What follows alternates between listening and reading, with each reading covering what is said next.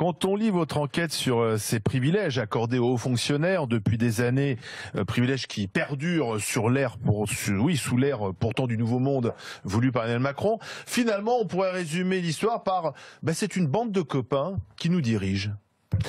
Ouais, en tout cas c'est une bande d'anciens énarques.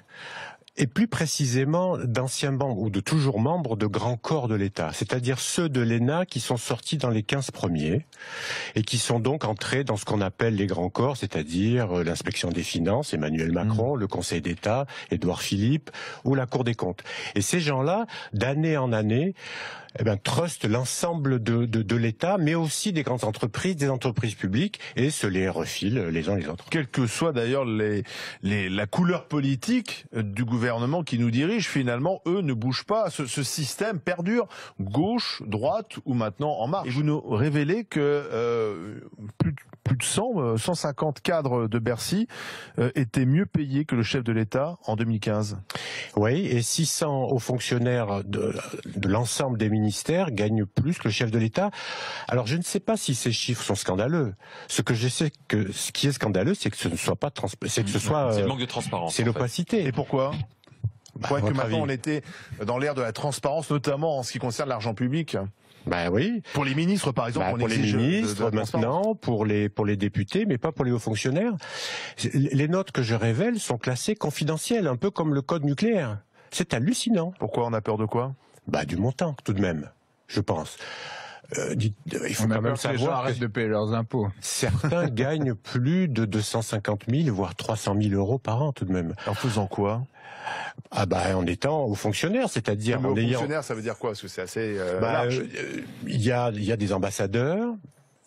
Eux, on peut dire que c'est assez légitime parce qu'ils prennent des risques pour certains. Oui, et puis notamment celui qui est en Afghanistan, qui est le mieux payé d'ailleurs, les ambassadeurs. Ça, on peut le comprendre. Ouais. Et puis, mais enfin, c'est net d'impôt, tout de même. Tout de même, c'est 30 000 euros net d'impôt. Mais ils sont logés, blanchis, mais ça dure 3 ans, 6 ans maximum.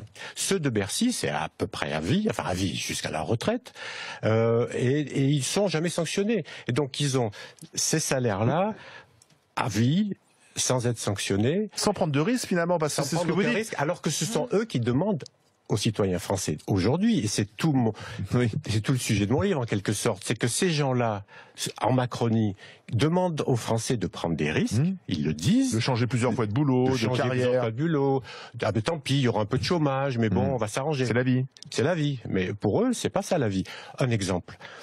Le conseiller social d'Emmanuel Macron aujourd'hui, Monsieur Imbert, était un consultant, donc il était dans le privé. C'est celui qui a fait les lois El Khomri, donc sur la flexi-sécurité. À la fin des lois, il fallait lui trouver un job. Il était consultant. Qu'est-ce qu'on a fait? Qu'est-ce qu'Emmanuel Macron et François Hollande à l'époque ont fait? Ils l'ont nommé inspecteur des finances à vie, avec un salaire à vie. Et c'est ensuite le même monsieur Imbert qui est devenu conseiller social de Macron, pour faire les ordonnances, les fameuses ordonnances droit du travail, encore plus de flexibilité, mais qui ne s'appliqueront pas à lui.